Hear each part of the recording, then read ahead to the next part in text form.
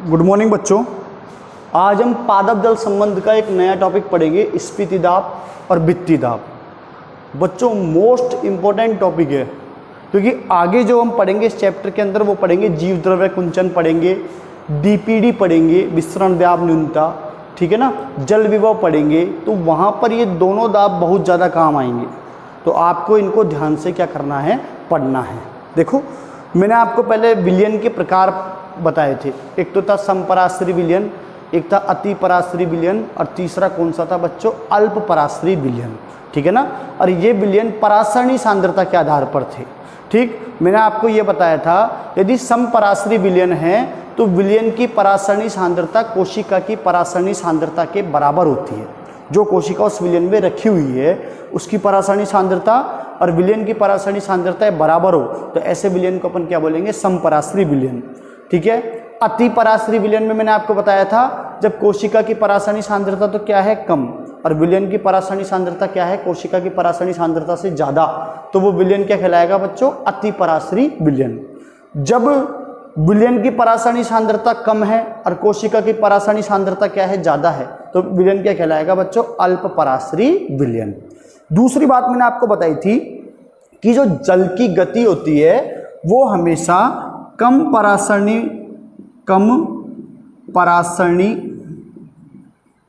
सांद्रता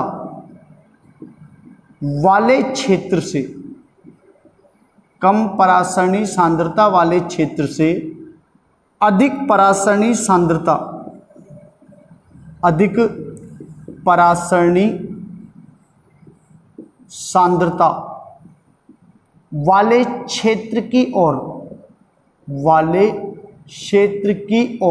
होती है। ये मैंने आपको बताया था। या इसको इस तरीके से भी लिख सकते हैं अपन कि जल की गति हमेशा कम ओपी वाले क्षेत्र से अधिक ओपी वाले क्षेत्र की ओर होती है। इस चीज को अपन इस तरीके से भी क्या कर सकते हैं, बता सकते हैं। तो जैसे मान लो अपन ने कोई कोशिका है, हमने कोई कोशिका है, उस कोशिका को हमने अल्प पराश्रयी विलयन में रखा। जैसे ये कोशिका एक विलयन है, ये विलयन है बच्चों, इसमें अपन ने एक सेल को रखा। इस विलयन का ओपी कम है, जबकि कोशिका का विलयन का ओपी तो क्या हो गया, कम, जबकि कोशिका का ओपी क्या हो गया, ज्यादा। तो मैंने आपको क्या बताया कि जल की गति हमेशा कम ओपी वाले क्षेत्र से अधिक ओपी वाले क्षेत्र की ओर होती है। तो जब हम कोशिका को अल्प पराश्रयी विलयन में रखते हैं, ये विलयन हो गया अल्प पराश्रयी। अल्प पराश्रयी विलयन में भी रख सकते हैं या शुद्ध जल में भी रख सकते हैं, इन दोनों में रख सकते हैं अपन। या तो अल्प पराश्रयी विलयन में रख दो कोशिका को, या शुद्ध जल में रख दो जिसके अंदर विलय की मात्रा क्या है, बिल्कुल कम है। ठीक, तो जल इस कोशिका में प्रवेश करना प्रारंभ कर देगा, करेगा ही वो तो 100%। जब जल रिक्तिका में पहुंचेगा, कोशिका की रिक्तिका में पहुंचेगा, रिक्तिका का आकार क्या होगा, बड़ा होगा। कोशिका द्रव्य में पानी की मात्रा क्या होती जाएगी, बढ़ती जाएगी। तो वो जो कोशिका द्रव्य है, वो कोशिका द्रव्य कोशिका भित्ति पर एक दाब डालेगा, और उस दाब को बच्चों अपन क्या कहते हैं, स्फीति दाब। क्या बोलेंगे, स्फीति दाब या टर्गर प्रेशर। ये इसको अपन किससे डिनोट करते हैं, टीपी से। किससे डिनोट करते हैं, टीपी से। ध्यान से सुनिए मैं क्या बोल रहा हूं। जब एक कोशिका को अल्प पराश्रयी विलयन या शुद्ध जल में रखा जाता है तो परासरणी सांद्रता के अनुसार जल कोशिका में प्रवेश करता है, और कोशिका में प्रवेश करने के कारण रिक्तिका का आकार बड़ा होता है, कोशिका द्रव्य में जल की मात्रा बढ़ती है। इस कारण वो कोशिका द्रव्य, जो जीव द्रव्य है कोशिका के अंदर, वो कोशिका भित्ति पर एक दाब डालता है, और उस दाब को अपन क्या बोलते हैं बच्चों, स्फीति दाब। आई बात समझ में। अब एक बात आप ध्यान रखो, हमेशा कोई भी क्रिया के विपरीत क्या होती है, प्रतिक्रिया होती है। अरे भाई, जब ये कोशिका द्रव्य है, ये कोशिका द्रव्य है, ये तो कोशिका की रिक्तिका हो गई है ना, ये इसका कोशिका द्रव्य हो गया, ये कोशिका झिल्ली हो गई, ये कोशिका भित्ति हो गई। अब जब ये कोशिका द्रव्य जीव द्रव्य, इसको जीव द्रव्य बोल रहे हैं, इसमें अपन ने कोशिका झिल्ली को शामिल कर लिया। ये जब कोशिका भित्ति पर दाब डालेगा तो ये कोशिका भित्ति भी दाब डालेगी या नहीं डालेगी, डालेगी। क्रिया के विपरीत क्या होती है बच्चों, प्रतिक्रिया होती है।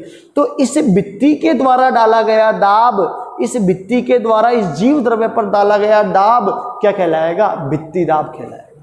भित्ति के द्वारा डाला गया दाब तो भित्ति दाब, और जीव द्रव्य के द्वारा डाला गया दाब स्फीति दाब।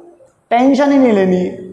जब एक कोशिका को अल्प पराश्री विलयन या शुद्ध जल में रखा जाता है तो जल कोशिका में प्रवेश करता है, तो जीव द्रव्य होता है वो कोशिका भित्ति पर एक दाब डालता है। उस दाब को अपन स्फीति दाब या द्रव्य स्थितिक दाब भी बोलते हैं।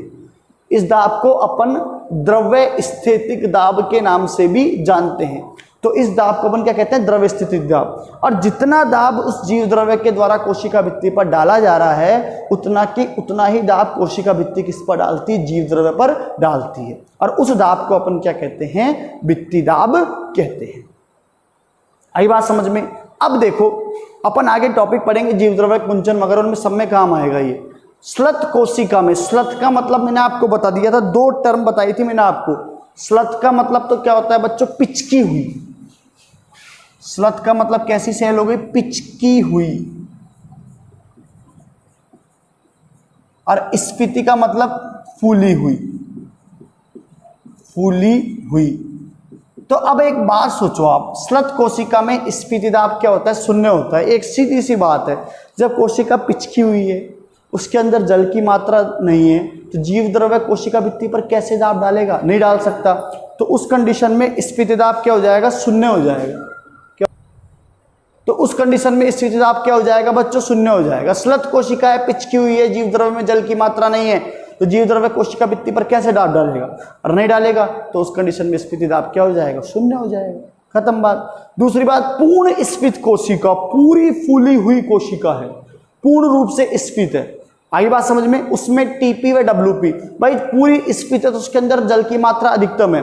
जल की मात्रा अधिकतम होगी तो टीपी का मान, स्फीति दाब का मान क्या होगा? अधिकतम होगा। और स्फीति दाब का अधिकतम मान होगा तो डब्ल्यूपी का मान भी क्या होगा? अधिकतम होगा। और ये दोनों मान किसके बराबर होंगे? ओपी के बराबर होंगे, परासरण दाब के बराबर होंगे। यानी पूर्ण स्फीत कोशिका के लिए टीपी बराबर डब्ल्यूपी बराबर ओपी। आई बात समझ में? टीपी बराबर डब्ल्यूपी बराबर क्या हो गया? ओपी। ठीक है। पादप कोशिका जो होती है, सामान्य पादप कोशिका है, इसके अंदर स्फीति दाब का मान 0 से परासरण दाब के मध्य होता है। 0 से परासरण, 0 से लेकर और ओपी के मध्य होता है। 0 से लेकर ओपी के मध्य होता है। और जब कोशिका जीव द्रव्य कुंचित अवस्था में होती है, अगला टॉपिक हम जीव द्रव्य कुंचन ही पढ़ेंगे। जब कोशिका जीव द्रव्य कुंचित अवस्था में होती है तो उस कंडीशन के अंदर स्फीति दाब का मान बच्चों क्या होता है? नेगेटिव होता है, ऋणात्मक होता है। आई बात समझ में? बहुत अच्छा कंसेप्ट है, सरल कंसेप्ट है, परेशान होने की जरूरत नहीं है। मैं रिवाइज कर रहा हूं, एक बार ध्यान से सुन लेना आप। जैसे अब आपको पूरा एक बार समझा देता हूं मैं, समझने की कोशिश कीजिए। जब एक कोशिका को अपन अल्प पराश्री विलयन में रखेंगे या शुद्ध जल में रखेंगे तो कोशिका में जल प्रवेश करेगा। तो कोशिका में जल प्रवेश करेगा तो जीव द्रव्य क्या होगा? प्रसारित होगा। प्रसारित मतलब फैलेगा। तो फैलेगा तो 100% वो क्या करेगा? भित्ति पर दाब लगाएगा। तो वो जीव द्रव्य के द्वारा जो कोशिका की भित्ति पर दाब लग रहा है उसको तो अपन ने क्या बोल दिया? स्फीति दाब बोल दिया। आई बात समझ में? क्या बोल दिया अपन ने? स्फीति दाब बोल दिया। ठीक। और अब जब स्फीति दाब लग रहा है, जीव द्रव्य के द्वारा कोशिका भित्ति पर दाब लग रहा है, तो कोशिका भित्ति भी जीव द्रव्य पर क्या लगाएगी? दाब लगाएगी। तो इस भित्ति के द्वारा लगाया गया दाब क्या कहलाएगा? भित्ति दाब कहलाएगा। जैसे पर एक चीज आप ध्यान रखना बच्चों, जैसे मान लो इसमें एक एग्जाम्पल हो रहा है, आरबीसी होती है। आरबीसी कौन सी कोशिका? जंतु कोशिका है। तो हमको एक बात पता है कि जंतु कोशिका के अंदर कोशिका भित्ति नहीं पाई जाती है। जंतु कोशिका में सबसे बार क्या होती है? कोशिका झिल्ली होती है।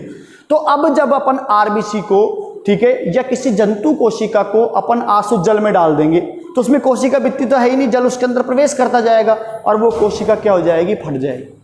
वो कोशिका क्या हो जाएगी? फट जाएगी। क्वेश्चन पूछा जा सकता है कि आरबीसी को आसुत जल में डालने पर क्या प्रभाव पड़ेगा? तो वो कुछ समय बाद फट जाएगी। कारण क्या है? परासरणी सांद्रता के कारण कोशिका में जल प्रवेश करेगा कंटिन्यू रूप से आरबीसी में। अब आरबीसी के अंदर कोशिका भित्ति तो है ही नहीं, तो अंदर से स्फीति दाब का मान तो बढ़ता जा रहा है पर बाहर से भित्ति दाब लग नहीं पा रहा है। और भित्ति दाब लग नहीं पा रहा है तो वो कोशिका क्या हो जाएगी? फट जाएगी। ये भित्ति दाब ही वह दाब है जिसके कारण कोशिका की आकृति क्या है? बनी हुई है। कोशिका की आकृति क्या है, बनी हुई है, नहीं तो वो कोशिका क्या हो जाएगी, स्फीति दाब बढ़ता जाएगा। भित्ति दाब लग नहीं पा रहा है क्योंकि कोशिका भित्ति है ही नहीं जंतु कोशिका के अंदर, तो कोशिका क्या हो जाएगी, फट जाएगी। ठीक है ना बच्चों। तो एक छोटा सा टॉपिक था पर इंपॉर्टेंट टॉपिक है। इस पर आपके अगला टॉपिक एक तो जीवद्रव्य कुंचन है, एक बच्चों डीपीडी है ना, विसरण दाब न्यूनतम, डीपीडी बहुत अच्छा टॉपिक है, इंपॉर्टेंट टॉपिक है, और एक टॉपिक जल विभव है। वो तीनों चारों टॉपिक इसी टॉपिक पर डिपेंड करेंगे। ठीक है ना। तो ये ध्यान रखना, स्लग कोशिका में स्फीति दाब का मान कितना होता है, 0 होता है। पूर्ण स्फीत कोशिका में टीपी व डब्ल्यू का मान क्या होता है, अधिकतम, और किसके बराबर होता है, ओपी के बराबर होता है। पादप कोशिकाओं में स्फीति दाब का मान 0 से परासरण दाब के मध्य होता है, और कोशिकाओं में जीव द्रव्य कुंचन के समय स्फीति दाब का मान कैसा होता है बच्चों, ऋणात्मक होता है। ठीक है, धन्यवाद।